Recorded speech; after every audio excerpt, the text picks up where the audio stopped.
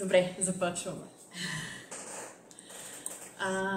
Помните ли за какво говорихме миналия път? За слуха. И светлината. И за светлината. И помните ли какви въпроси ви зададохме миналия път? За месо и как се плаща заплатите. За това говорихме. Но сега... Да прочетем Матей 5, 17-20. И имаше въпросчета. Какво е отношението на Исус към закона и пророците? Добре. Как това рефлектира на нашето разбиране за Стария Завет? Как Исус изпълнява закона? С какво правдата, която Бог одобрява, се различава от правдата на фарисеите и книжниците? Мислили ли сте да ми кажете такива въпроси? Защото сега няма да ви отговаряте, но това са въпроси, които ще обсъждаме по време на разговора ни днес. Мислили ли сте? Добре, няма да питам повече. Мислили сте? Ама нещо не измислихме особено. Не, ще ви кажа, че сте измислили. Сега, преди да започнем да го разглеждаме този пасаж, искам да се върнем отново към структурата на проповедта.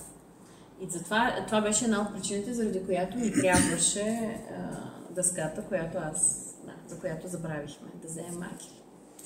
Но, помните ли, ако някъде в записките си имате, каква структура ви бях показала и в групата също бях пуснала една картинка. Една структура. Най-общо имаме въведение, Законът на вярващите, основна част законът на вярващите и заключение. И всъщност, ние това, което до сега разглеждахме, беше въведението. И сега започваме вече към основната част. И ако видите, там основната част сме разделили на 3 части, така че ние тръгваме с самото начало. Но, за какво ставаше въпрос във въведението? Вие как разбрахте въобще това, което ние видяхме до сега във въведението? Ами за мен въведението казва, ето за тия хора става въпрос. Така. Кои са тези, които са част от Неговото царство? Да. Добре. За тях ще говоря, това нещо, което ще говоря. Окей. И кои са тези, които са част от Неговото царство? Така. И какво означава това? Ако видим блаженствата, тези, които са, казахме, отхвърлени, бедни по дух, миротворци, кротки, търсещи правдата и така нататък. Добре. И всъщност ние казахме, че тези характеристики не са човешки характеристики. Нали така? Да. И това са всъщност... Святия Дух изработва всичко това в хората, които са поканени да участват в царството. Нали? Това е много важно. Тоест, това са тези, които живеят Божието присъствие. Нали? Царството, ако помните, още от първите ни срещи, говорихме какво означава Неговото царство, това е Неговото присъствие всъщност в живота. И място, където Той царува. Тоест, Той е в владение, контрол на всичко, което се случва. Това е Неговото царство.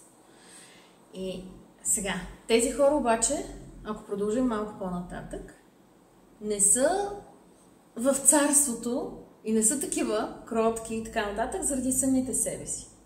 Защото да им е хубаво. И това е много важно. Заради това имаме следващия пасаж, за който говорихме миналия път. Тези хора имат мисия. И тази мисия е да са сол и светлина. И ние говорихме всъщност, че ако те не изпълнят тази мисия, те губят смисъла на това, което са. Нали помните? Ние говорихме, не бъдете това, което не сте. Бъдете това, което сте.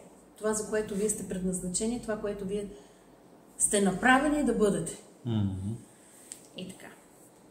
Тоест, имаме едни хора с определени характеристики, които са определен вид хора, така да се каже, по някакъв начин, който Господ ги е направил. Те имат определена мисия и мисията е да са сол и светлина на света. Тоест, те са там, те са в царството или ние сме в царството, за да бъдем сол и светлина за света. Не сме за себе си. И тук идва един въпрос, който задавахте много пъти, който си обсъждахме тук много пъти. Моля? Обособената сол. Не, говорим общо. Във всичките случаи всеки път казвахте, Един зададахте един въпрос, хубаво това, нали, което го казваш, ама как да стане това? И всеки път стигаме до това. Много хубаво, нали, звучи добре, ма как да стане това? С това се занимава всъщност останалата част на проповедта на планината. Сега ние ще говорим. Ако сега говорихме кои, защо, тук нататък ще говорим чисто практически как. Така. И затова казах, всъщност основната част се дели на 3 части. Ние се захващаме с първата част, която наобщо може да кажем, като видите за какво говорим и каква е тая част Закона. Отношението на Исус към закона, нашето отношение към закона, как да прилагаме закона, въобще всичко свързано с закона. Това ни е първата част. И този пасаж, който сега ще разглеждам, може да го разгледаме като мини въведение към цялата тази част. Така че пак, нали, макар че ние вече сме в основната част, това е така като мини въведение към тази част. Нали? Опитвам се, за съжаление не мога да го нарисувам. Надявам се да си го представите така като структура.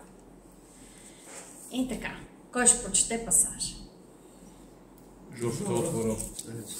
17-20. Да, от 17 до 20. Да не мислите, че съм дошъл да разруша закона или пророците. Не съм дошъл да разруша, но да изпълня. Защото истина ви казвам, докато премине небето и земята, нито една йота, нито една чертица от закона няма да премине, докато всичко не се сбъдне.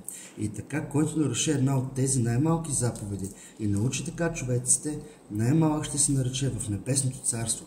А който ги изпълни и научи така човеците, той ще се нарече велик в небесното царство.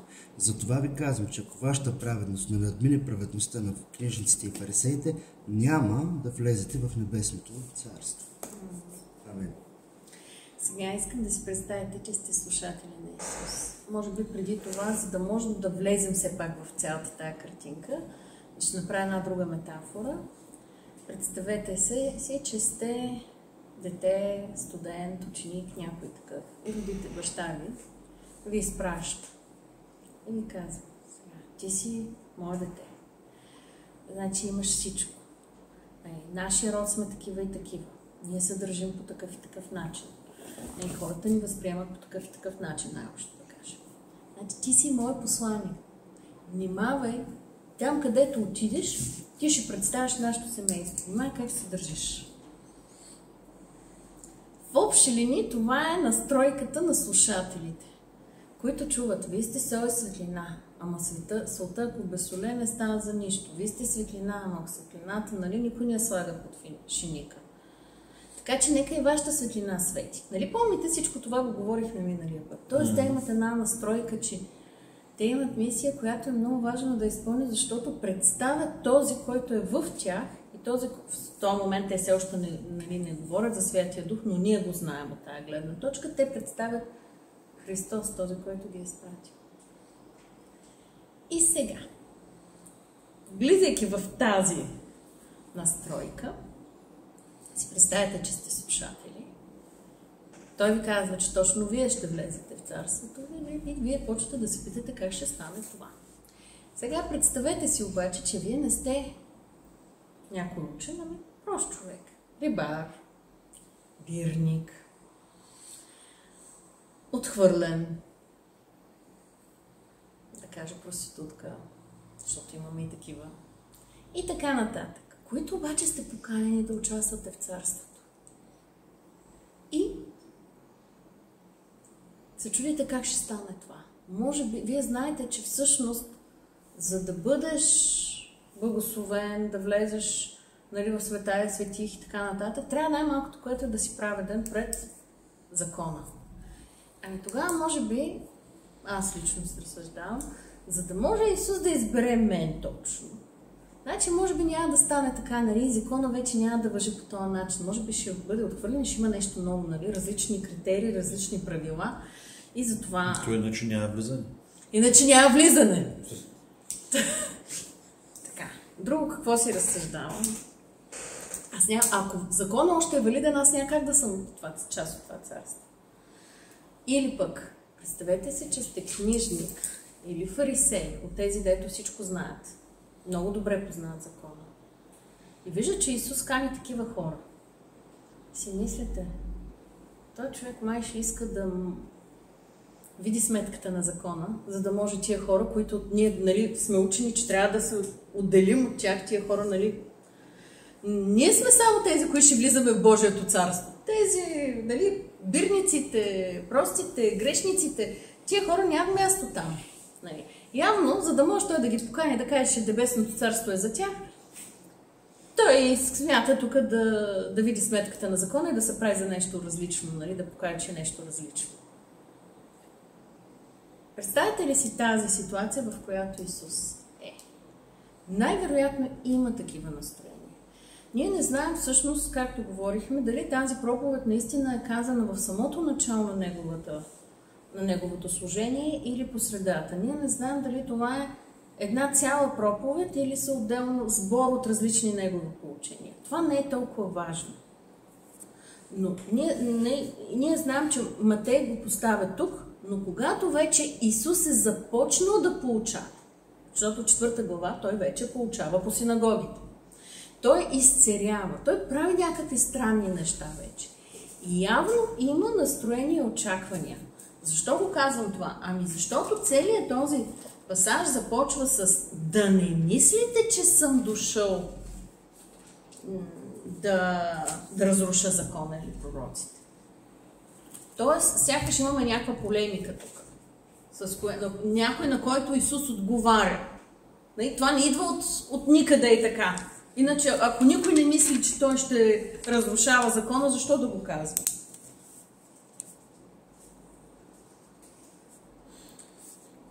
Така. И сега слушате внимателно, изведнъж той казва това: да не мислите, че съм дошъл да разруша закона или пророците. Не съм дошъл да разруша, но да изпълня. И фарисея отдъхва си. Грешника казва: опс, тук май нещо става, нали? Това става вече все по-невъзможно за мен. Объркани сте, нали, от цялата история. Но поне разбирате, че тук бомби няма да има. Някой няма да хвърля бомба. Всъщност бомбата я хвърля малко по-късно Исус, ама това ще говорим малко по-нататък. Така. Всъщност целта на Исус е той идва не да разруши закона и пророците, но да изпълни. Преди да разгледаме това изпълнение на закона, аз много обичам да разглеждам дума по дума. И тук идва. Да не мислите, че съм дошъл. И аз си мислех за този израз: аз съм дошъл. Някак ние го възприемаме много ежедневно, защото и при нас, нали, в нашия език често казваме: той дойде на белия свят, сякаш сам го е направил, с еди каква си мисия. Но всъщност, ако ние говорим за хора обикновено, ние не сме избрали да дойдем на този свят. Бог е избрал ние да дойдем. Да ни има тук. И не ние си определяме мисията в живота. Тя ни е дадена. Нали така? При Исус обаче е различно. Защото Той е този, който е избрал да дойде на този свят. И Той идва с определена мисия, която не му е дадена отвън. Той я взел. Тя е негово решение. И това е много важно да усетим просто значимостта на това, което правим. Защото някак понякога ми се струва, че малко или много омаловажаваме факта за мисията на Христос. Защото всички имаме някаква мисия. Било разбираме, било не разбираме, но тя винаги ни е дадена. И ние просто или тръгваме, приемаме я и вървим с нея и я следваме, или и се противопоставяме и си правим някакви наши неща. Но Исус избира да дойде с тази мисия. Така че когато Той казва: дошъл съм да изпълня закона,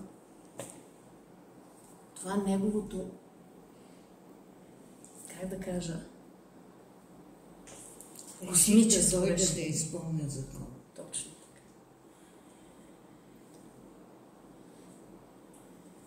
Искаш нещо да кажеш?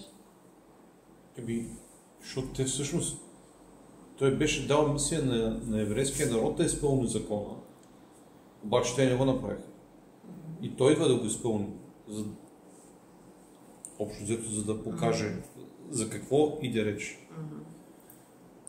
На евреите им беше дадена тази мисия, Да. а той я пое върху себе си. Той я взе сам. Той реши да я взе. Да Ето добре, че Бог да свърши работа, че ние не можем. Опита сочи. И така. Добре.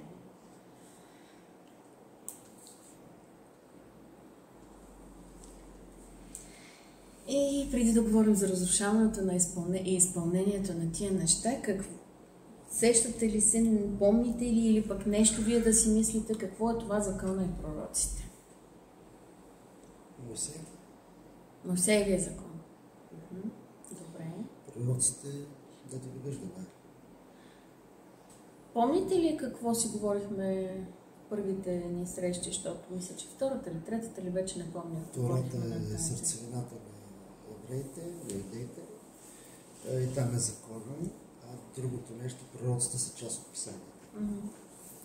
Да, и всъщност садукеите са тези, които признават само закона, докато фарисеите признават закона, пророците и писанията. Всъщност това са трите части на еврейската Библия, която е в общи... Не мога да сложа знак на равенство с Стария Завет, но така или иначе те се препокриват много голяма степен. Добре, т.е. тук говорим за цялата еврейска Библия.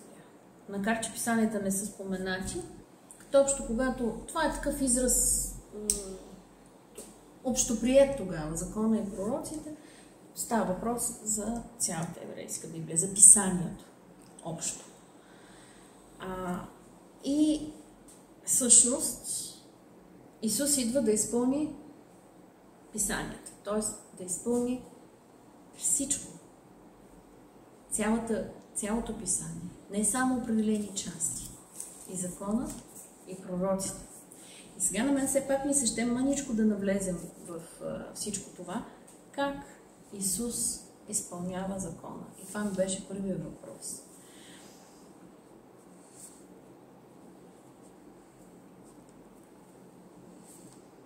Как? Разширява го според теб.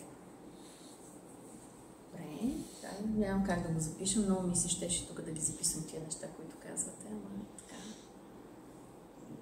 Добре, може би не точно разширява, може би задълбочава. Задълбочава, окей. Прилага. Като действа. Добре. Като начин на живот. В смисъл. То всичко, което прави, е точно това. В смисъл. Прилага това, което еврейските учители не са успявали. Защото те са ги учили много чисто теологически, обаче се казва, но място сега се сеща, че учението на Исус беше различно. Той имаше власт. Имаше... Не беше като еврейските учители, така се казва. Да, ма в какво беше различно? В това, че той го прилага, докато еврейските учители с пръста си казват, не помръднат. Те ви учат, предсеждат мухата това, пък дори с пръста си не си помръдват, за да изпълнят това, което налага тежко бреме на народа, включително техните предания, а пръста си не помръдват да изпълнят това, което учат. Тоест, аз винаги съм смятал, че едно учение има сила, за мен специално, когато го видя на практика. Тоест, обучаващия чрез опит, жив опит, реален опит, ми покаже това, което ми го говори практически. Ти направо обиди всичките фарисеи и книжници, особено фарисеите, които точно с това се гордеят, че всяко едно мъничко нещо от закона гледат да го изпълнят, да всякъде всичко да бъде... Ама те го правят по буква, а не по дух. В смисъл, те се опитват, те разбират буквално, в смисъл, буквата убива, духа оживотворява, докато Христос го прави като дух. Тоест, той представя духа на писанията реално, а не буквата. Един въпрос имам към вас и после ще продължа тук, но много добър момент да задам. Исус спазва ли целият закон? Не. Да. Той го променя, да кажем. Променя закона. Не. Не променя. Как да кажа? Той го спазва по съвсем друг начин, не по този начин, по който го интерпретират еврейските учители. Например, сега се сещам за съботата и те го критикуват. Защо твоите ученици, при положение, че събота е заповядана от нашия Моисей да пазим и така нататък, а пък ти действаш, работиш и така нататък. Той разчупва тази интерпретация тяхна, че се говори за буквално нищо да не правиш, дори да не си миеш ръцете, например, или пък нищичко, може да не бариш дори вратата. Аз мисля, че той разчупва този модел. Той прилага закона в живота. Показва закона какъв е в живота, а не това, което е написано. Те гледат закона написания с буквите, а той го прилага в живота и как изглежда, как би изглеждал този живот в живота. Ама той казва, че нито една буквичка, нито една йота което няма да се промени. Той не променя, ма го разширява. А как ще го разширява? Разширяването не означава ли промяна? Той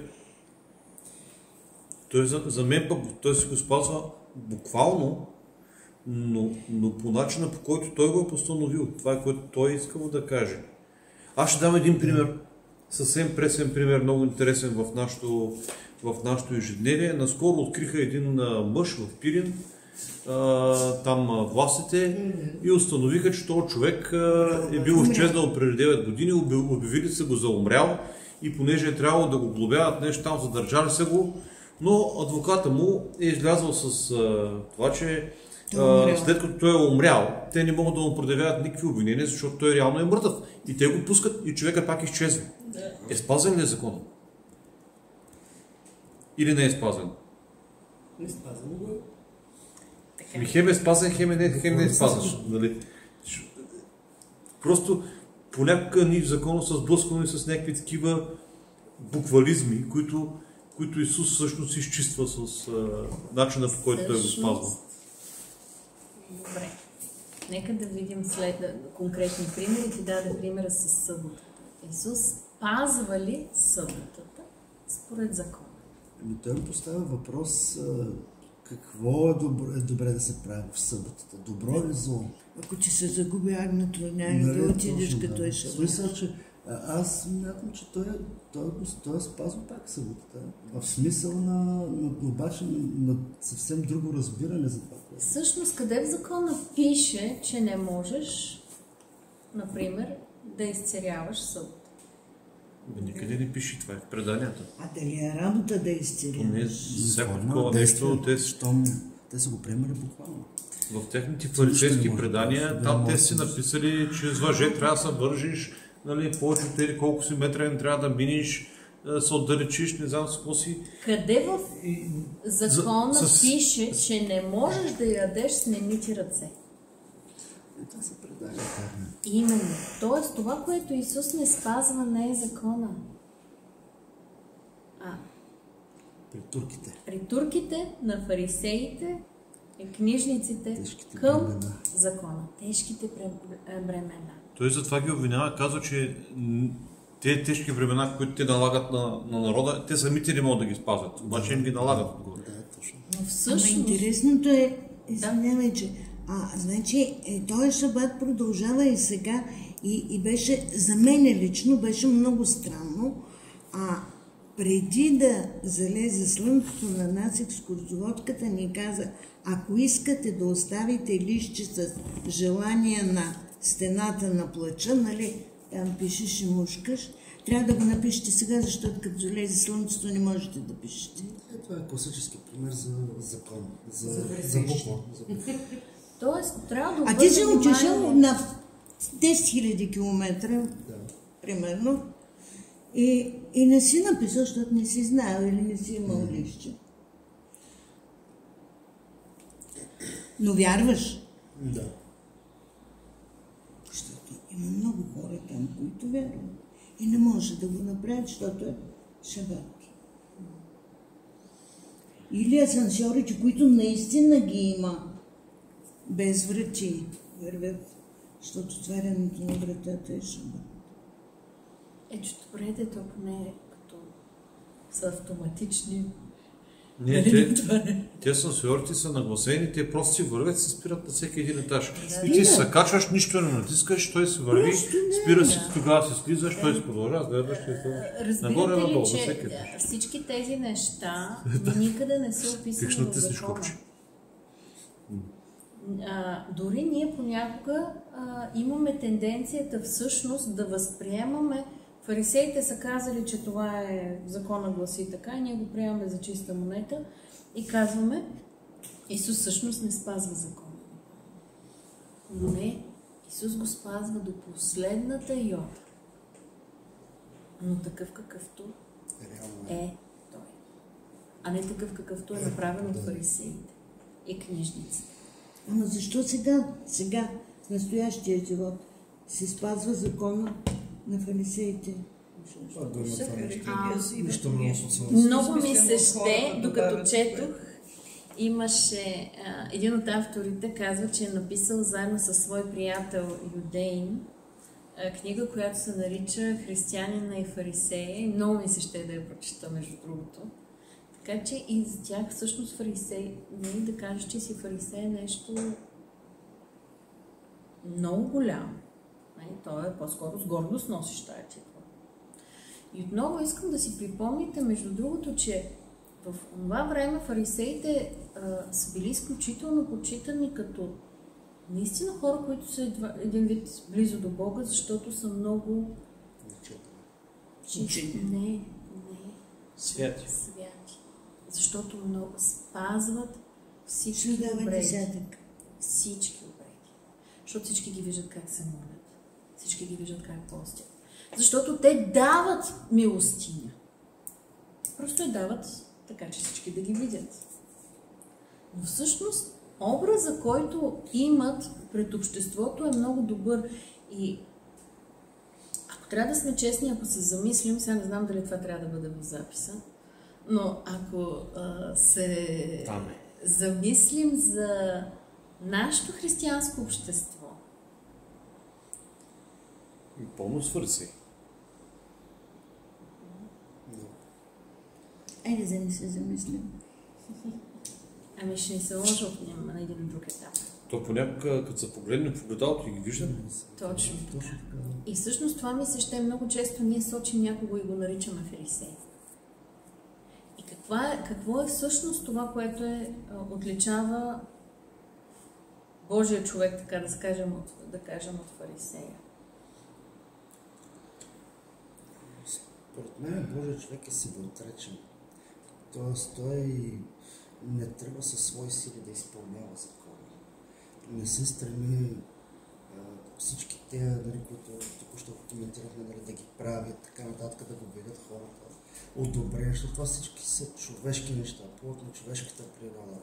Търса да ме ръкопляскат, т.е. мотивите ми чисти. Мотивациите, всички действия, които правят, моленето и така нататък. А вие не правете така да ги виждат всички, нали, когато влезете, това са думи на Христос. Когато се молите, влезете в скръшната стаечка. Не правете като фарисеите, които не навсякъде за да ги видят всички. Или когато постите, те си правят лицата там, нали. В смисъл, по всякакъв начин искат да изразят колко са многострадални, колко, нали, така са ревностни в почитането на закона, нали, така нататък.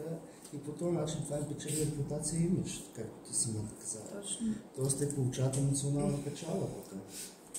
Имайте предвид, че обществото, еврейското общество е като обществото на изтока въобще. Наобщо в световен мащаб има 3 вида култура. Култура на страха, което е така много често в африканското общество. Култура на вината, която е западното общество. И източното е култура на срама. Какво означава това? Ами това означава, че за тебе как ще те видят другите, как ти ще изглеждаш пред останалите е най-важно. И ние това не можем да го разберем по никакъв начин. Как може да бъде издигнат в такъв култ? Ами ние сме, поне българите сме някъде по средата, ако трябва да сме честни, между изтока и запада, така че за нас е една идея по-лесно да го разберем, отколкото американците, например. Моята баба, аз няма да забравя какво ще кажат хората? Тя се е оженила, омъжила се също за дядо ми. Заради това, какво ще кажат хората? Защото той е бил войник, отива за да се запознае с нея, нали? И понеже е станало късно и те са го поканили да пренощува от тях. И понеже той пренощува от тях, и той предлага, нали, брак, и тя се съгласява и се омъжва за него, защото казва, какво ще кажат хората, той е приспал нас. Да. Срам и чест са всъщност двете основни неща в тази култура. Тоест, срам и чест. Това вече са катализиращи фактори. Все по-малко в нашето съвремие има такива общества, в които са така в тази култура на страха, но някои африкански общества това казват, какво ще каже началникът ти? Това е как ще те накаже? Какви са последиците? Това е действията са мотивирани от страх. Да, какви ще са последиците от действията ти? Докато културата на вината е по-скоро насочена повече навътре, моето чувство за вина. Културата на срама е насочена повече в общността, защото западната култура е по-индивидуалистична, докато източната е много по-общностна. Затова понякога на нас ни е трудно да го разберем. Културата на срама е насочена много. Ами, тя е насочена в смисъл на това, че тя е свързана с живота в общество. Всъщност има голямо значение, защото ако ти се посрамиш, ти си отхвърлен, изхвърлен от обществото. Ама ти и сам не можеш себе да функционираш вече. Ти просто не можеш да съществуваш, ако си извън това общество. Да, има някакъв телефон. Това е проблема. Да. И в този смисъл до някъде бихме могли да ги разберем, не и да оправдаем фарисеите, за които е много важно хората да ги видят в тази светлина. Ама може ли, извинявай? Да. Може ли 100% ние да отхвърляме фарисеите? Да, те се молят публично, вижте ме. Да, ама те се молят. Да, те дават там десятът всичко. Да, ама те дават. За разлика от това ще говорим след мъничко. Много добър въпрос, който ти задаваш, и след мъничко, когато стигнем всъщност до 20 стих, ще говорим, защото там е насочено именно към фарисеите. Но ние сме още в 17.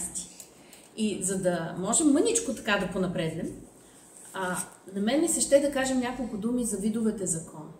Има закона, Моисеевия закон, ако искаш, ако щеш. В него има най-различни заповеди, които най-общо могат да бъдат обобщени в морален закон, който мисля, че е ясно какво е морален закон. Не кради, не лъжи. Да.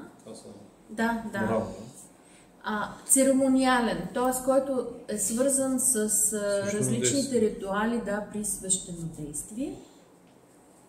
И, как да го кажа, граждански, държавен закон, който всъщност се отнася до организирането на обществото. Най-общо. И сега. Аз не знам дали не пропуснах. Примерно закона за робство. Това е граждански закон. За наследството, за тези неща, това са граждански законодателства. И всъщност Исус изпълнява целия закон. ГПК. Как изпълнява Исус целия закон? Тук има един момент, в който може би е хубаво да изговорим това. Какво означава дойдох, не съм дошъл да разруша, да изпълня. Тая думичка изпълня. Как е там на гръцки, на иврит, на другите езици? Ще кажа как е думичката. Защото винаги правиш някакви такива. Сигурно е интересно, има някакви нюанси. На гръцки предполагам, че е фулфил. Точно така. Тук интересната на тази дума е следното, че означава абсолютно същото, каквото значи на български. Сега, Какво имам предвид? Изпълня на български, малко граматика сега ще ви дам, е свършен вид, но може да бъде свършен вид на два глагола. Един е изпълнявам, а другия е изпълвам. На гръцки е същото. Той глагол означава същите тези две неща. Кое от значенията има тук предвид? Второто пълня. Изпълва със съдържание. Всъщност можем да го тълкуваме и по двата начина.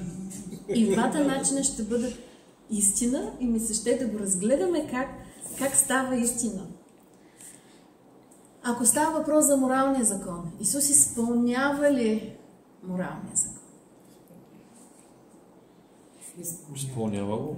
Изпълнява, току-що ние го говорихме, това, че го изпълнява до най-малката подробност. Нещо повече обаче. Исус изпълва закона със смисъл, със съдържание. Той не го променя, той не го разширява, не го задълбочава, той го обяснява. Той е същия този закон. И ние виждаме в следващия стих, че този закон няма да бъде отменен въобще. Той не е отменен, не е променен. В Откровение се казва, който добави една точка, нали? Господ ще му прибави язвата. Така че той е същия този закон. Но тук вече Исус го обяснява. Дава му смисъл. И едновременно с това да го изпълнява. Кажи. Няма, ще стане сложно. Кажи. Пък може и да го подмина. За кого е даден закона? Ние сме езичници. Това ще го говорим след маничко. Не става сложно, ще го говорим след малко. Не, защото мисълта ми, че не е за момента, а за това просто... Да. Добре, нека да видим церемониалния закон. Исус изпълнява ли церемониалния закон? Да. Той ходи на всички празници. Даже сега със същото. И когато прави сценение, ги праща при свещеника да изпълнят закона. Където казвам ученика, се отиди там, вземи от тая риба монетката, защото така подобава. Това е гражданския закон вече. Не, за храмовата такса. За храмовата такса, да. Смисъл, да. Така подобава да направи. Смисъл, като се едно, че традицията така повелява. Да, но тук вече това не е, храмовата такса не е част от закона. Част от закона е, когато примерно изцелява прокажен и казва сега иди, както казва закона, и се представи на свещеника да направи тези процедури там. Не само. Връщането на масите под закон. Това е друго. Това, чакай сега, тук ние го говорим за изпълнение на закон, ние говорим за това, за духа на закона, който не е спазен и възмущението му от този факт. Да. Но... Значи пак закона, но пояснение пак. Какво представлява закон? Точно така. И всъщност, ако помислим, дори нали се казват, ама твоите ученици не постят, пък Йоановите ученици постят, нали, някой може да каже, ето тук не изпълнява закона, ама закона казва ли да се пости 2 пъти в седмицата? Казва, да. 3 пъти ли колко казах там? Не казва. Не казва това. Има моменти, когато народа трябва да пости. Той колко пъти в годината?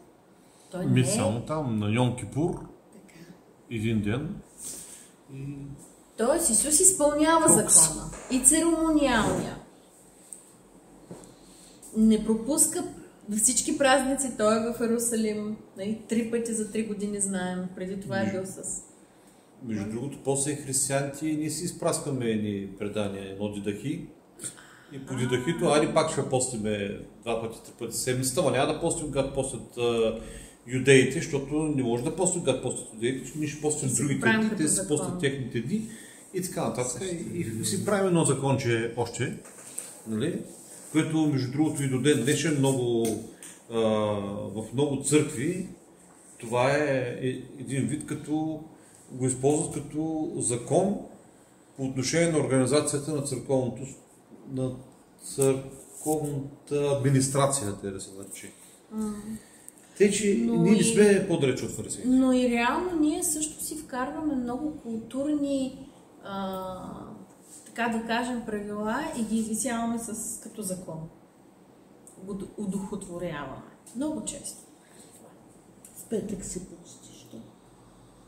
Лошо няма. Въпросът е, когато това го направиш като закон, а то не е. Но нека да се върнем с този церемониален закон и тая думичка изпълня. Исус изпълва ли със смисъл церемониалния закон? Или изпълнява ли под друга форма? Нали? Как изпълва или изпълнява закона, освен, че практически спазва всички разпоредби? Да, това личите. Първият път още, когато се отделя от родителите, се отива в храма. Да, но има и един друг аспект, който ни е много важен. Един от най-важните аспекти на церемониалния закон са жертвите. И всъщност, какво представляват жертвите според закона? Умилостивение. Заместителна жертва за греха на човека. Затова умира животно, за да може да бъде всъщност... Простен човек. Точно така. Има и благодарствени жертви. Има и благодарствени жертви. Но всъщност всички тези жертви са само образ на върховната жертва, която е Христос. Церемониалният закон той даже участва. Не само изпълнява и участва. Той е и свещенодейства, този, който свещенодейства и този, който е жертвата. Там посланието на евреите много добре го обяснява. Точно така. Към евреите.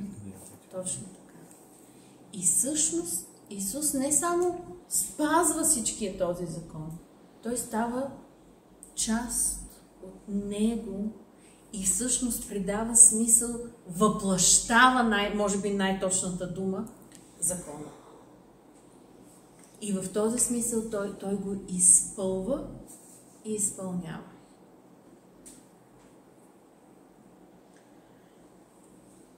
Така че Исус изпълнява реално целия закон. Ама, говорейки за пророците, тук е по-лесно. Изпълнява ли закон на пророците? Да. Това е много лесно, защото всъщност изпълнявам е в смисъла на пророчествата, които са изпълнени в него. От една страна това и от друга страна пророците, като идеята на пророците е да насочат погледа на хората към Бога, той и това се изпълнява. Всъщност не само, че пророче се изпълнява. Точно така. Но това, което... Те на много места написано е. Точно така. Всъщност ние виждаме всичките тези, не само и писателите, авторите казват, писано е за него и той казва същото за себе си. И всъщност ние виждаме, че в Христос се изпълнява целият Стар Завет. И закона, и пророците, и всичко. Всъщност целият Стар Завет сочи към Христос. И ние, ако четем само Стария Завет, ние губим смисъла. Ние губим това, заради което е написано Писанието. Но ако ние изключим Стария Завет, ние не можем да разберем това, което се случва в живота, думите, жертвата, смъртта и възкресението на Христос.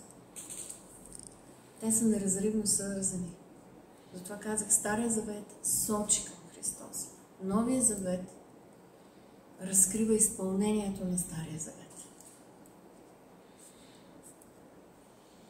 Ако четем само новия, как беше ли? Моля?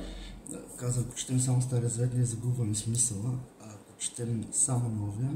Ние не можем да разберем смисъла на живота, смъртта, възкресението, думите на Христос.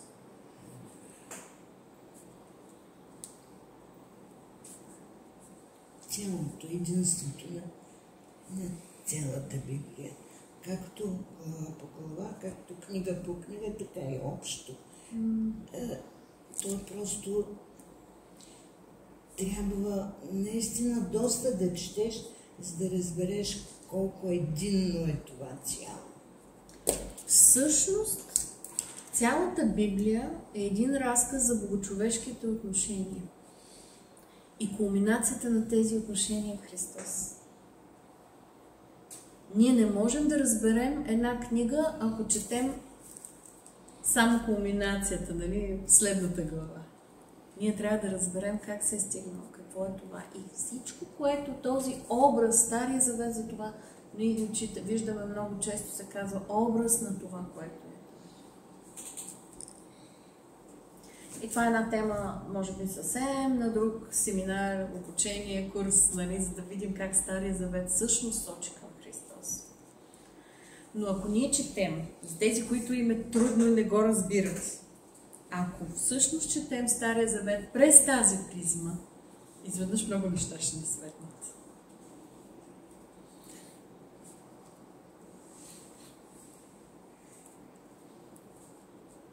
Колко пъти трябва да прочетеш Стария завет, за да разбереш новия? Това е, според мен, малко абсурдно, защото човек, когато започне да чете, му дават Новия завет, му казват, че Евангелията. Сега, тук аз бих казала друго. Разбирането на Библията може да стане така концентрично. Нали? Като спирала. Всеки път разширяваш повече, защото за един нов човек най-важното, което той трябва да разбере, е жертвата на Христос. Това, което Христос е направил за него. И новия живот, който той има в него. И след това той почва да говнее, да жалдува, да иска да разбере повече. Затова вие сте тук. Затова и аз тук робя. Защото искам да разбера повече. Добре.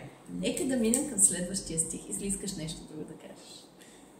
Аз мисля, че за разбирането на върху Словото огромна роля играе това, когато ние сме повярвали къде сме попаднали и какви хора са ни дали първоначалното разбиране за Христос и за Евангелието, защото за голямо съжаление в България с идването на свободата навлязоха една камара фалшиви учения, от които всички ние сме хванали. И за да почнем да достигаме до истината и да почнем да растем в истината, първо много от нас се наложи да малко по малко да се отхвърлят всички тези ереси и заблуди, в които сме изпадали, и неправилни разбирания за Христос и за Библията, и тепърва наново да се започне да се гради, което е много по-труден процес, нали, отколкото да пишеш направо върху бял лист хартия.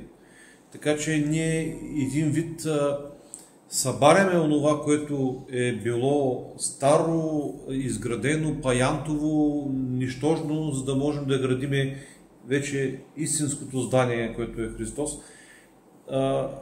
И за това не е малко по-трудно да разбираме, нали, връзката между Стария и Новия завет, защото от началото ни казваха, дейте го чети този Стар завет, сега си има Нов завет, не знам си какво си, старото отмина, сумата неща, които въобще не са ведени. Не дейте го гледа закона, той вече не важи, не дейте гледа онова, гледайте само Исус, той Исус е отговора, сумата шаблони, които на нас са не давали една много грешна представа.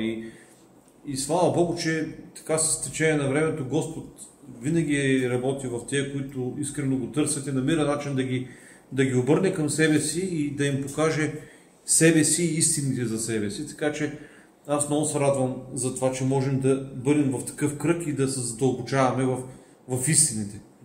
Сега обаче, нека да кажем, че ние от друга страна никога няма как да сме един. Няма хора, които могат да бъдат бял лист. И както Павел каза, отчасти знае.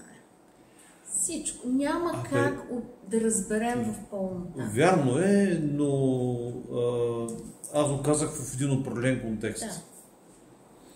Но мисълта ми е, че истината е, че всеки някъде в някой момент може в нещо да се заблуди, но затова ние сме общност. Затова Господ ни е направил едно тяло, за да можем всъщност заедно да растем в истината, в познанието на Него. Дори ако някъде някой се отклони, нежно църквата, тялото, да го върнем в това, ако е част от тялото. И така, да отидем все пак да не се отклоняваме толкова много към следващия стих. Кой ще го прочете? Защото истина ви казвам, докато премине небето и земята, нито една йота, нито една чертица от закона няма да премине, докато всичко не се сбъдне. Добре. Докато премине небето и земята, кога ще премине небето и земята? В второто пришествие. В Откровение се говори за ново небе и нова земя. Добре. Старото като свитък, така, въпреки че това са едни такива... Това ли има предвид Исус и как разбират хората, които го слушат, това, което казва? Това е такава покритна литература, която е в смисъл пророческа, поезия и така нататък. Да, апокалиптична, покритна. Грешка. Ама те не са чели Откровение тогава. Те не са чели Откровение, те са чели, обаче пророците там също има много такива картини. Тези картини в Откровение, те не са просто някакви картини, които изведнъж някъде са появили. В пророците ги има много подобно. Аз обаче искам да ви прочета един друг стих. Абсолютно, както казах, има много образи. 148 псалом, 5 и 6 стих. Нека хвалят името на Господа, защото Той заповяда и те си създадоха. Значи, от 4 хвалете го вие небеса на небесата и води, които сте над небесата. Нека хвалят името на Господа, защото Той заповяда и те се създадоха. И утвърди ги го до века и до века, като издаде наредба, която няма да премине.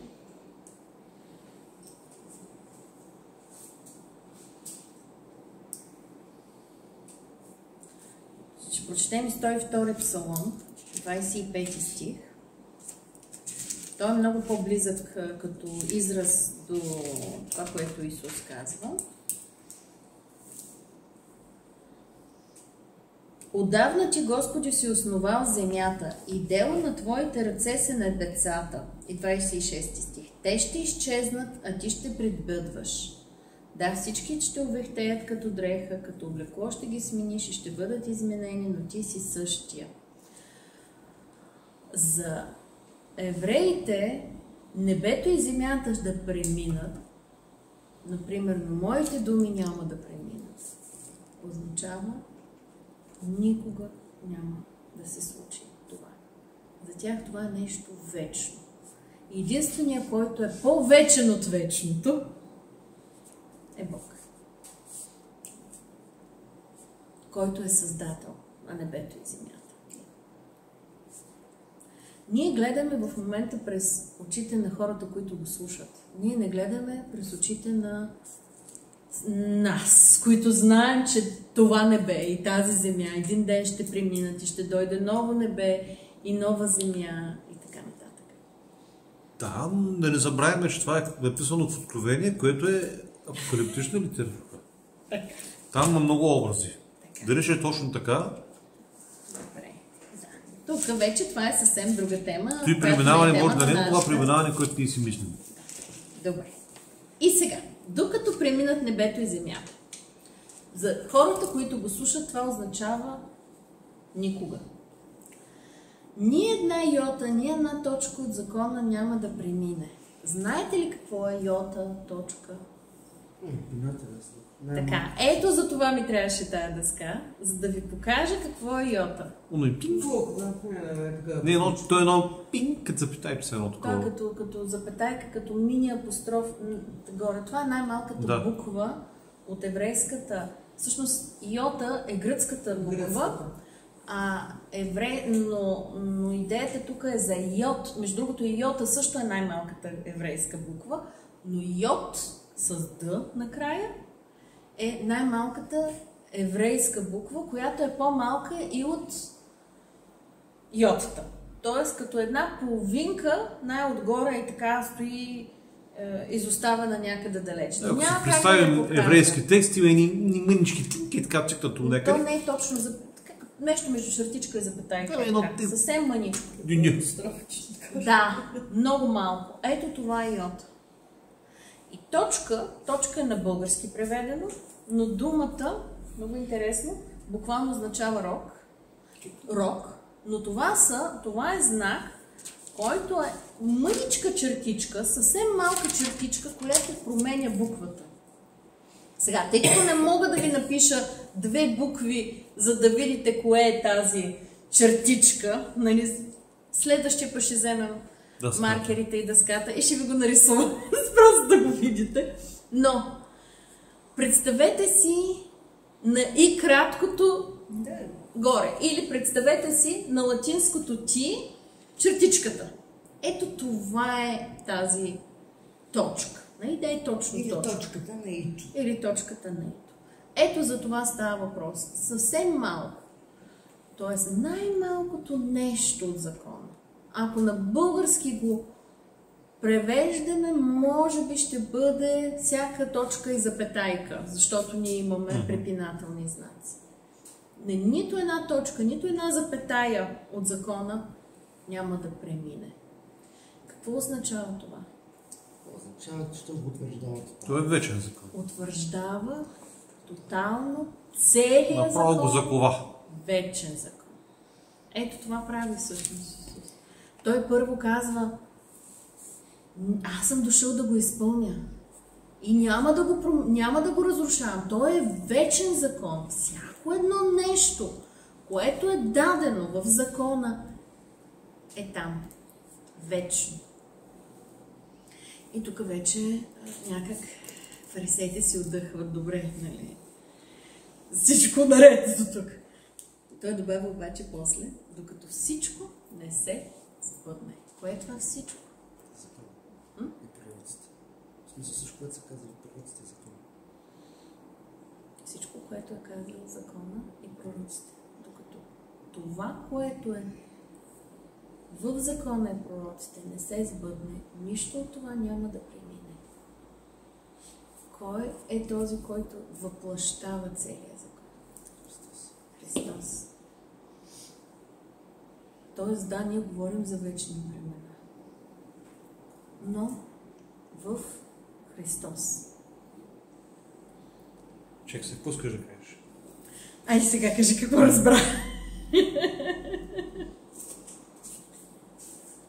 Ами, аз разбирам това, което казва, че Христос, понеже той изпълнява закона и пророците, и по това, че фактически то вече се изпълва в него, значи тогава вече закона не важи. Поради тази причина ти не принася жертви сега, защото той е върховната жертва. Това не означава, че ти не изпълняваш закона.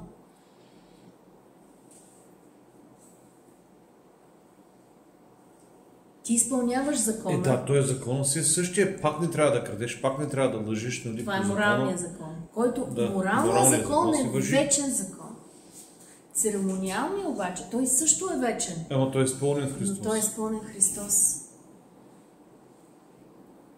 И всъщност един ден, да, ние ще имаме ново небе и нова земя. И там вече жертви няма да имаме нужда. И всъщност ние ще живеем този закон. Ние ще го живеем. Да, дето кажеш, той ще бъде вече написан в сърцата ни. Това е нещо, което всъщност в Божието царство се изпълнява. Това, че закона е изписан в сърцата ни. Помните ли още на най-първата ни среща говорихме за различните видове етика? Да го изпълниш. Ако закона, такъв какъвто и това нещо, което ще си говорим, когато говорим за 20 стих, но все пак от сега да кажем.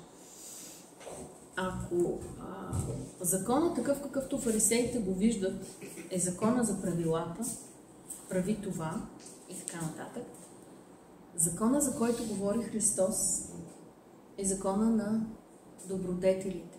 Това, което аз съм. Той извира в тези дела.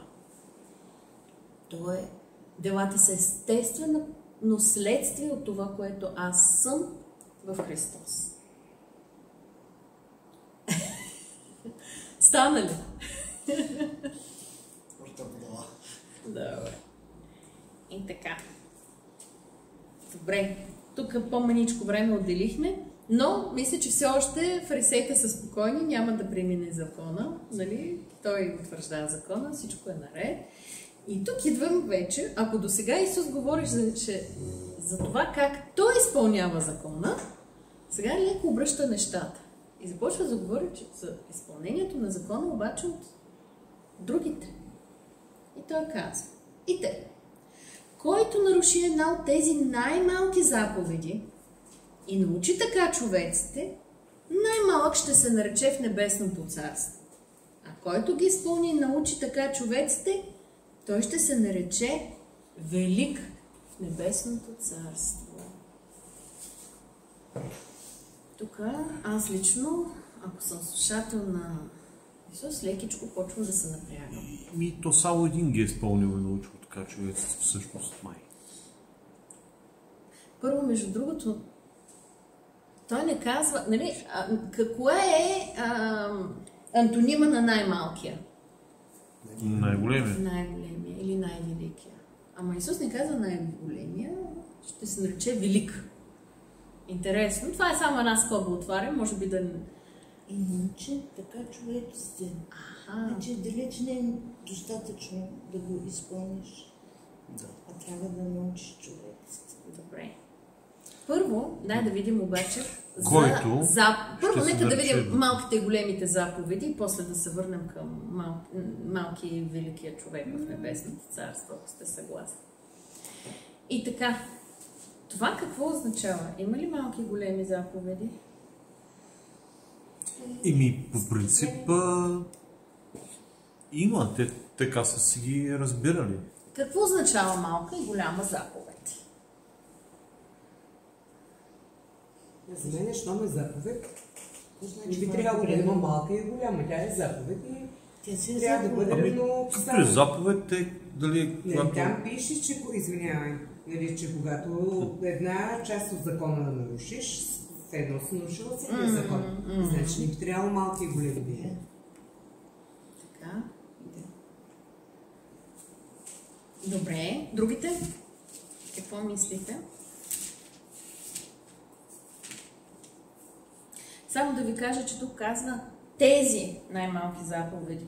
Тези най-малки заповеди, просто говоря за йотата и точката от закона. Все пак да бъдем.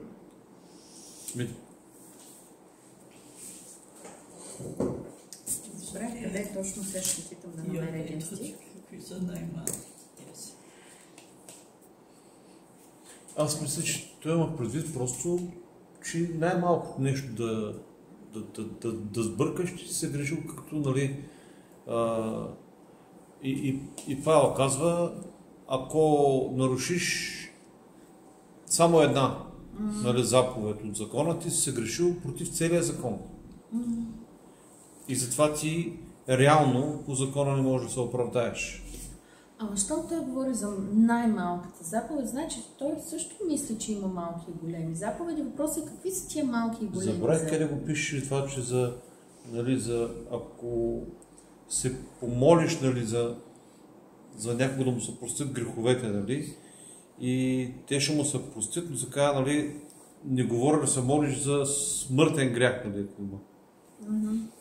Не мога точно да го формулирам, просто ми се губи точния израз, но има, нали, според тях смъртни грехове, за тях няма оправдание. И то само един непростен, което не може да бъде какво, помните ли притчата за талантите, в която господаря какво казваше на тези, които са търгували и са успели? Малкото си бил уверен, над многото ще поставя. Значи има малко и много.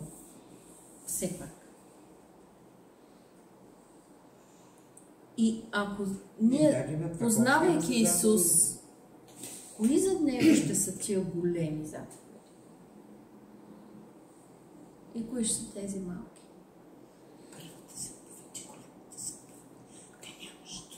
Кажи, Георги, това ли е най-голямата заповед? Да възлюбиш Господа. Да възлюбиш Господа. По-голяма от нея казва няма. Значи има голяма и малка. Щом казва по-голяма няма. Това е най-голямата и друга подобна на нея, да възлюбиш ближния както себе си. Значи има големи и малки заповеди. Какво съдържат тези две заповеди? Базата на отношенията. Основата, базата, принципите. Най-важните принципи на живота. Това са големите заповеди. Тогава кои са тези малките заповеди? Не кради. Да се даваш десятъка, примерно. Те са битовите. Ежедневните. Тоест, начина по който ти живееш ежедневието си практически. Как прилагаш тези принципи в ежедневието си. Да, се сетих. Той като в семейството. Мъжът отговаря за глобалните въпроси, а жената за ежедневието. До сега вика, 40 години не сме разрешавали. Вижте, когато Исус казва на фарисеите и книжниците в 23 глава, 23 стих. Горко вам, книжници и фарисеи лицемери, защото давате десятък от джоджа на копъра и кимиона, а сте пренебрегнали най-важните неща в закона. Правосъдието, милостта и верността. И обърнете внимание, но тези трябваше да прилагате, а онези да не пренебрегвате. Тоест, има малки и големи. И малките са тези, които, както казах, се отнасят до нашето ежедневие. И ако аз казвам, аз обичам Бога, аз обичам ближния, аз правя, тук съм готов на големи жертви. Обаче, моят ближен има нужда и аз не се отзовам. И е нещо супер дребно и малко. Аз вече не съм спазила закон. Това е малка заповед. Това не е голяма заповед. Това е нещо, което е в ежедневието, приложението, всяко едно маничко нещо. Това са малките неща. И като имаше един виц, който питат един дали е в комунистическо време, дали е готов да даде кравата си за партията, той е готов. Ако има 1000 лева за партията, да ще ги даде ли, той казва, че е готов. И така, нататък питат, добре де, ако имаш кокошка, ще я дадеш ли за партията, той казва, не, кокошка не. Как ти говориш къщи, пари, крави, какво ли не си готов да дадеш? Аз вика само кошка имам. Аз имам кокошка. Пари няма. Да, аз съм готов, дали? Или другия, дали, който мъжът се обяснява на жена си колко я обича и казва, че обича до луната и обратно и е готов звездите да свали за нея и така нататък. Тя казва, добре, готов ли си поне да си хвърляш чорапите в коша и той казва, чак толкова не. Да, това е същото. Тоест, най-малките заповеди са най-малките неща, които ние правим в ежедневието. И ние тях правим ли ги? Или казвам, така е супер дребно, сега няма да се задам. Не са чак толкова малки, защото много хора се затрудняват. Ето това е, че всъщност, мислейки само за... Ако аз говоря само за принципите, аз много обичам хората. Много съм готова всичко да направя за тях. Ама не съм готова сега да ти дам 20 лева, защото имаш нужда. Например. Или не съм готова да стана да правя, разваля кефа и да отида до аптеката да ти купя лекарства, защото си пълна. Значи нещо липсва тук И тогава аз съм най-малък. И ти каза и научи така другите. И всъщност нека не забравяме ето този много важен момент, че не само ние... кажи? Не. Да. Всяко едно нещо, което ние правим или не правим, с него реално ние учим другите. С примера, който ние даваме. И аз си мисля, че ако си даваме сметка какво е влиянието, което имаме ние чрез нашите действия на хората около нас... И това е много трудно. Мисля, че това ще ни е много добър филтър на делата. Да. Просто понякога не си даваме сметка. Това е риска да обявиш в социума, аз съм християнин, защото всеки те поглежда и тъничко, за да се спънеш и че вие християните са такива.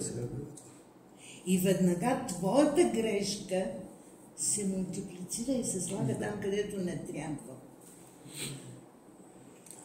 Това е една огромна отговорност, което е много трудно да поемеш. Това ме разбира много добре. Помня първата дума, която чух от Бога при рождението, знаеш коя беше? Само негова отговорност. Обаче нямаше нужда да ми поясня какво означава това.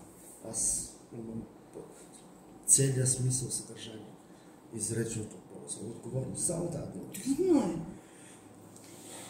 Аз до тук се чудя как никой не е задал един въпрос. Добре да е, като толкова спазваме закона, нали, говорим за спазването на закона и как се отразява това на хората и как учим и така нататък на закона, не ставаме ли легалисти? Никой не е задал такъв въпрос. Не сме го задали. Добре, аз ще го задам тогава. Нали сме под благодат? Да, ама има едно еретично учение в момента, антиномизъм се казва. Антиномианизъм. Номианизъм, да, номианизъм. Срещу закона. Който е точно отричането на закона. Отричането. Ние вече не сме под закон, ние сме под благодат. Благодат и така нататък. И това си ерес. То църквата през годините го е препознала като ерес. Точно така. Добре, как тогава да помирим разбирането за благодатта с разбирането за спазването на закона? Защото Исус казва, че явно, че трябва да го спазваме този закон. И ще видим в следващия стих не само, че трябва да го спазваме, ами повече отколкото фарисеите и книжниците. Смисъл да го спазваме от сърце, а не защото смисъл спазването става отвътре навънка, а не отвънка навътре. Много добре го каза. Отвътре навън. Аз го спазвам, защото отвътре ме води да го спазвам. Защото този закон е вътре в мен е вече част от живота ми и аз по този начин живея. Нали, за мен е нормално да не крада, за мен това не е усилие да не крада, не е усилие да не лъжа, аз просто не го правя. Ама защото, не защото смятам, че така е правилно, а просто за мен е абсурдно да си помисля, че мога да направя нещо различно. Това е част от мен, аз съм просто такъв. Това е идентичността ти. Точно така. Ето тук всъщност е помирението между благодатта и закона. И оттам малко е докара, видели. Включително и Павел, който проповядва благодат, не казва да съгрешаваме, нали, че вече въобще можем да отхвърлим закона. Защото той каза да не се лъжем. Нито тези ще влязат в Божието царство, нали? Изрично го каза. Благодатта е всъщност нещото, което ни екипира или ни дава способността да изпълним закона. И тъй като ти каза отвътре навън, практически ние ставаме нов човек, именно в това. Нашата вътрешна същност се променя. И това, което сме, нашата идентичност се проявява в делата ни. И за това говори Йоан, като казва, родени от Бога не се грешава. Точно така. Само, ако мога да кажа нещо, значи, в началото, като съвсем много повярвала и неведнъж задах въпроса, ами в тази ситуация как трябва да се постъпи, в тази ситуация как трябва да се постъпи. И тогава една сестра от дълго време във верата каза, много е просто, Тони. Просто си мислиш как би постъпил Исус в тази ситуация. След това аз си дадах сметка, че този паралел вече аз започвам да го правя абсолютно автоматично във всяка една ситуация и заради това и през ум няма да ми мине да не си протупча билетче в автобус. Не, че кой знае помня. Ама Исус не би го направил. Верния в малкото е верен в малка. Точно. Да. Ето това е малката заповед. Най-малките заповеди, ето това е да си продупчиш билетче. Ще се автоматизират нещата. Да. И заради тогава е отвътре навън. Точно. Всичко изхожда от новото създание. Защото новото създание, след като вече е възкресено от Божия дух, новия човек, който се превръщаш, на него вече му е угодно да изпълнява Божия закон. И на него не му се налага да му казва, ти трябва да правиш това. Не, той иска да го прави. Разликата е в едното има принуда, трябва това и това, а в другото има естествено желание на сърцето да го прави. Давид казва, законът е дълбоко в мен, в сърцето, в душата ми. Има и един друг момент. Понякога забравяме да се погледнем в огледалото. нашите дела всъщност са огледало на това, което ние сме. И ние можем да се погледнем и да видим какво всъщност представляваме през това какви са делата ни. И ако делата ни не отговарят на нашата вътрешна същност, ставаме като фарисеите. И сега, ако някой каже, че няма дела, с които не се гордее, няма да повярвам. За това казва Иван, докато се греши някой, имаме ходотай при Бога. Исус от... Какво означава да сме? Това, което сме вътре, да сме това, което сме вън. Това означава, аз да не правя следното, например. Аз знам, че тук трябва да, например, искам хората да ме видят като много свята, нали, да ходя на църква и да... Обаче аз съм толкова бясна на децата. И в момента, което ми се случва, ето изповядвам се публично. Да. И аз вместо да намеря начин да се справя с гнева си вътре в мен, преди да отида на църква, пример, аз отивам все още бушуващи всичките ми нерви, обаче изглеждам така. Здравейте! Нали? И съм много мила и щастлива. Ето това е, моята вътрешна същност не съответства на това, което съм показана отвън.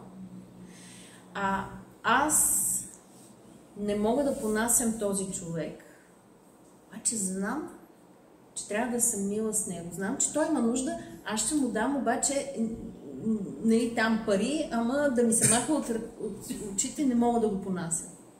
Но ще му дам, защото така трябва. Ето това е моята вътрешна същност да не отразява, да не се отразява делата ми. Защото Господ знае какви сме. И освещението е процес. И аз няма отраз, така се едно штракване, изведнъж да стана мила с всички, да обичам всички, да спра да се гневя и така нататък. Но как ще спреш да си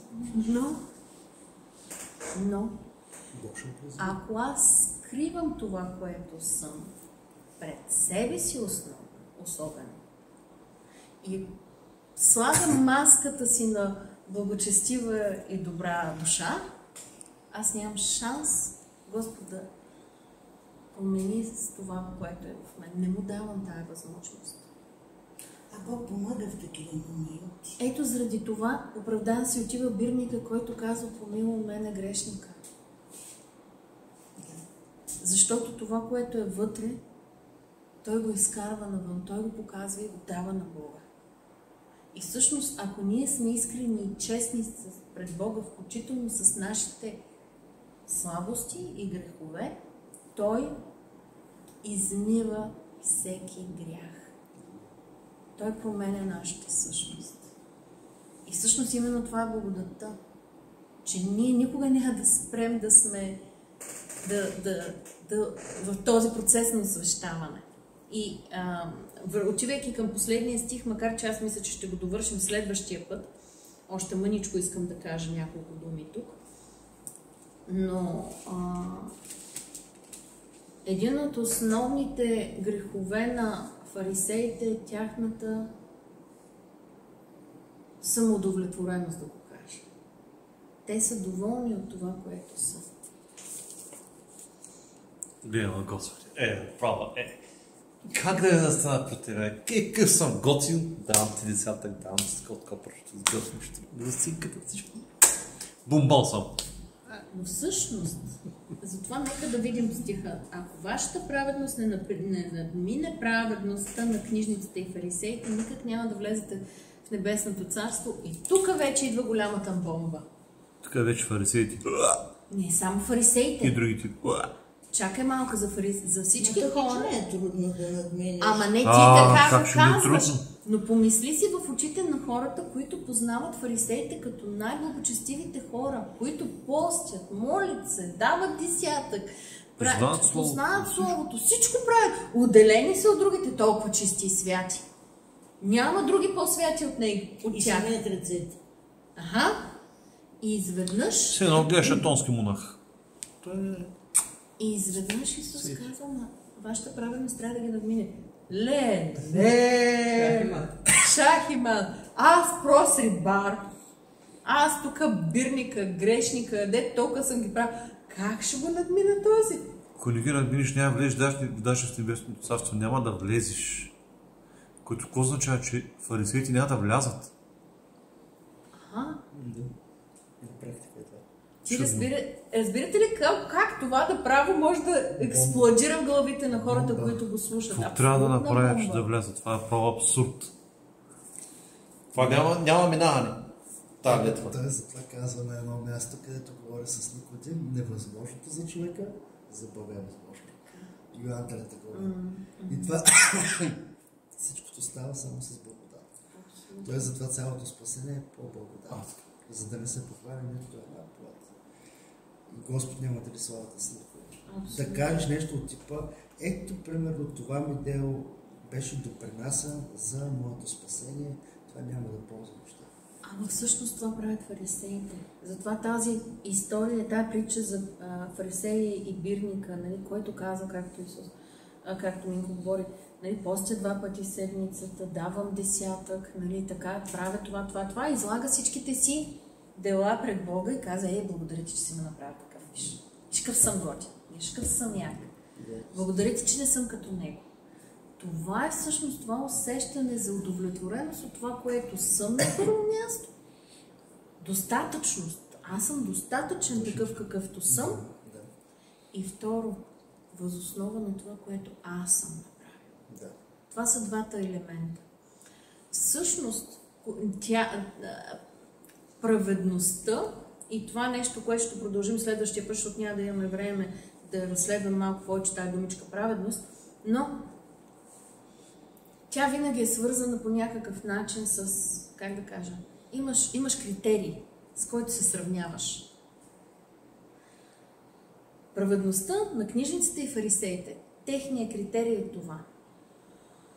Той е спрямо мен, спрямо другите фарисеи, спрямо книжниците, спрямо това, което аз виждам. Спрямо всичките наредби, които ние сме си изградили и сме си направили. Докато има друга праведност, която е Божия праведност. Яковът такива. Точно така. И всъщност тази праведност няма праведен, ние един казахме, цитирахме. Един единствен е праведен и той е Бог.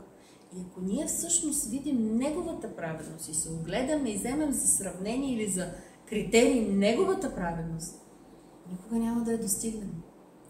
И това ни кара ние да сме бедни по дух. Защото ние виждаме нашата крайна недостатъчност. И отиваме и просим от Него. Отново и от Него. Отново и отново. И ако Той изчисти нещо в нас и промени нещо в нас, ние не сме достигнали там, където трябва да бъдем. Просто започва нов етап от живота ни, в който Той ни показва нещо друго, в което ние трябва да работим и в което Господ ще ни очиства и ще ни променя. И когато и с това се справим, Бог ще ни покаже следващото. И като казвам справим, нямам предвид ние. Но това е един непрестанен процес. И в момента, в който ние сме удовлетворени от това, което сме, и ние се погледнем в огледалото и кажем, ставам, добре съм. Не. Ние сме станали като фарисеите. А представете ли си ужаса на горкия банкер? Той се просва на земята и започва да казва, прости мене грешник.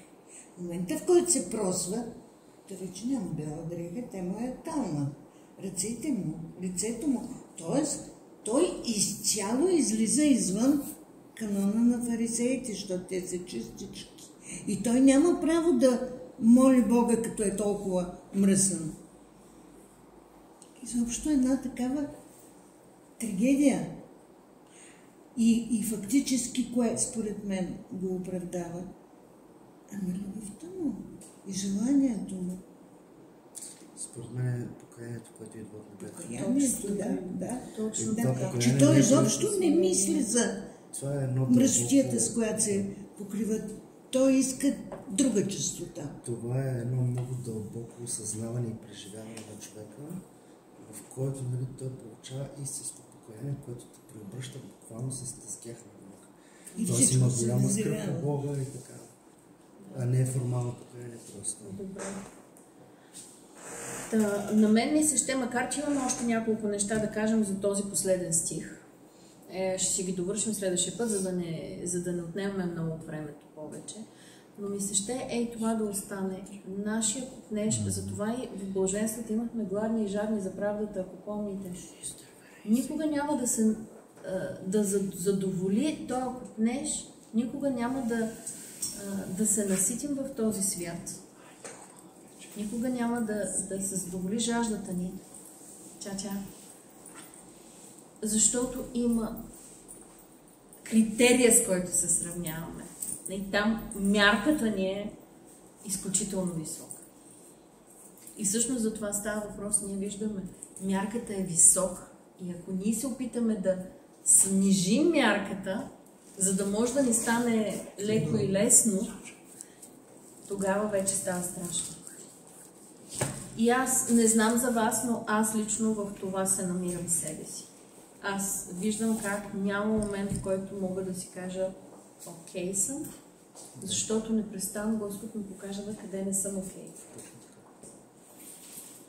Хайде, чао-чао! И миналия път някой нещо спомена, затова, по повод това дали помните или не помните какво сме си говорили миналия път. Когато имам терапия с мои клиенти, винаги в края на сесията им задавам един въпрос. И то е, какво ще си вземеш от днешната ни сесия? И всъщност няма да ви задам този въпрос на вас, но за да може да ви остане нещо и нещо да работи във вас, аз ви предлагам да си помислите вие също от всичко, което си говорим, за всяка една наша среща. Просто да си задавате този въпрос. Какво беше за мен? Какво ще остане за мен? Какво е важно за мен от всичко това? Отговора всичко не върши работа. Защото всичко значи нищо. Има предвид нещо конкретно. Може да е 1, 2, 3 неща, нали? За всеки е различно. Защото всеки се намира на различно място в живота си и Господ иска различно нещо да изработи в живота му. Но просто ви предизвикам да си помислите тая вечер за това. Какво ще ви остане от всичко, което изговорихме във вас. И за следващия път, домашно, искам да си довършим този стих. Така че въпросът ще бъде, какво е това правда?